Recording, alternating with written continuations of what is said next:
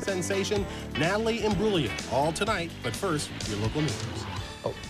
Gunfire in the halls of democracy. 2 police officers lose their lives protecting the U.S. Capitol. A bystander is left seriously wounded. An accused killer is hospitalized after a gun battle. And the nation mourns. Flags are flying at half-staff tonight. Complete coverage on News Channel 4 next. People's House, no place where Americans should fear violence. Good evening. The big story at 11, panic, confusion, and disbelief tonight as an otherwise normal Friday ends in tragedy. Tonight, 2 Capitol police officers are dead and a tourist is seriously wounded at the hands of a gunman inside the U.S. Capitol. CBS News correspondent Drew Levinson is live in Washington tonight. There is tremendous sadness here on Capitol Hill tonight as everyone is mourning the losses of 2 veteran officers. This is a very secure building, yet somehow the gunman made it inside. It was the unthinkable. On a crowded, sunny afternoon at the height of tourist season, gunfire erupting in the People's House. The alleged gunman, identified as 42-year-old Russell Eugene Weston of Montana, burst through the east entrance of the building, known for its security. His weapon setting off the detectors and igniting the shooting. The shooting occurred at that location, right at the metal detector and right where the x-ray machine is.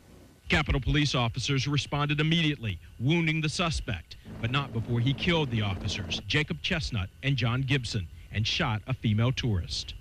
These officers died bravely while performing their duty to protect the nation's capital, the United States Congress, and the millions of visitors who enter this building every year.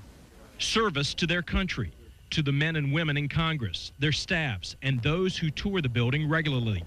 Those words are being echoed over and over again, inside and outside the hallowed halls of the building where the flag now flies at half-staff. John Gibson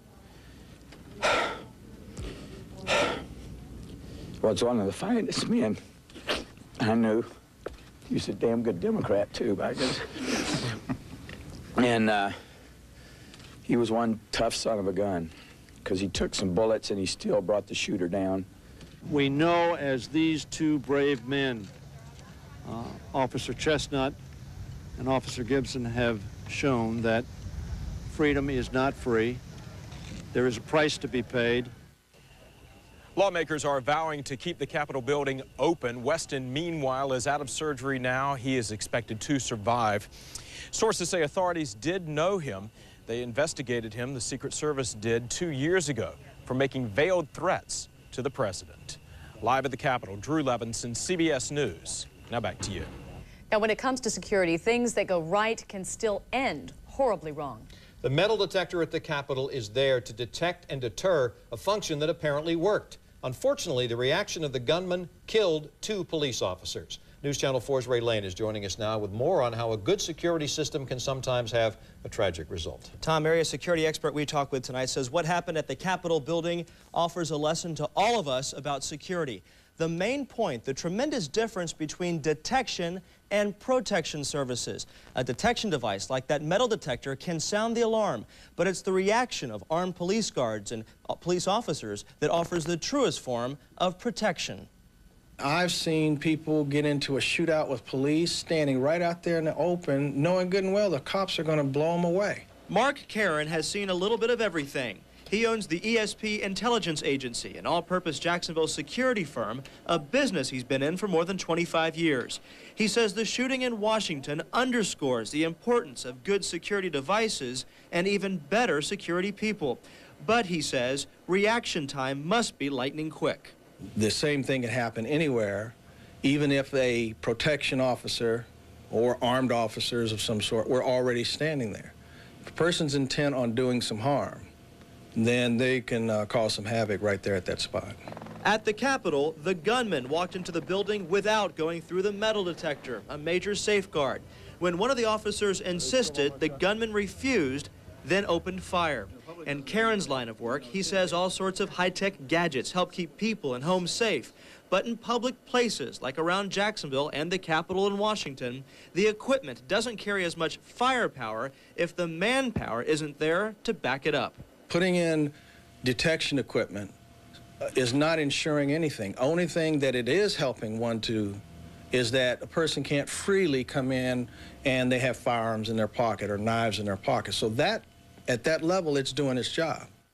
Mark Karen says that reaction time is critical, from the point when a security device sounds the alarm to when a police officer or guard apprehends or tracks down a potential suspect. He says in most public places with metal detectors, that can be anywhere from 2 to 5 minutes. And he also points out who knows what could have happened if that gunman would have made it further into the building and those 2 police officers, who again were killed today, weren't able to stop him.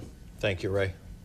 The historic halls of the U.S. Capitol are no stranger to violence. There were bombings there in 1983 and in 1971 and several shootings years before. Tonight, News Channel 4 reporter Paul Van Osdol talked to a retired Jacksonville congressman who remembers the most violent incident there ever.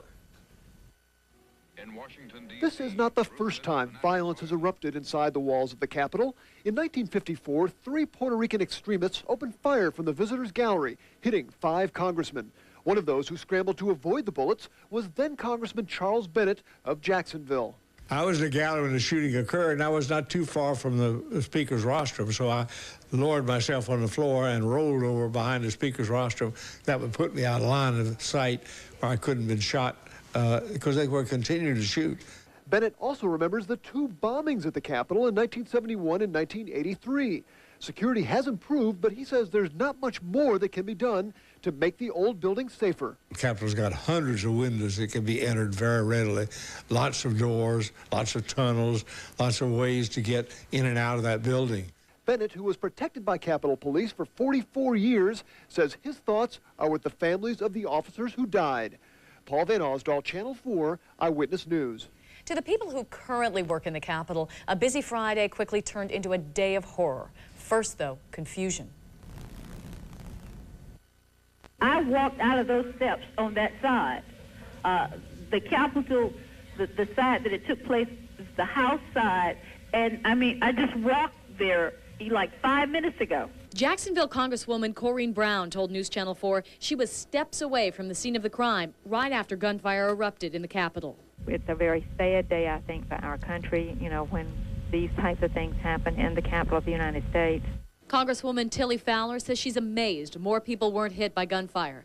The east entrance, a public entrance to the Capitol, was packed with tourists. Georgia Congressman Jack Kingston says he was disheartened by the gunman's apparent lack of regard for the public's safety. This gunman who rushed in there was in an area just thick with people with cameras and Bermuda shorts who, you know, weren't the ones that you think of as being targets. Certainly all of our prayers are with both of the police officers and with the woman who was shot. Once again, here's the latest on the shooting at the Capitol. A gunman kills 2 Capitol police officers and wounds a 24-year-old female tourist in a gun battle. She's in serious condition tonight. The suspect, who was also wounded, is 42-year-old Russell Eugene Weston, a Montana resident. Weston is reported to have made threats against President Clinton in the past. You can watch Eyewitness News Saturday morning at 8 for the latest developments.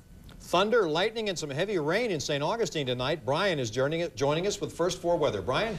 That's right, Tom. A big-time storm rolled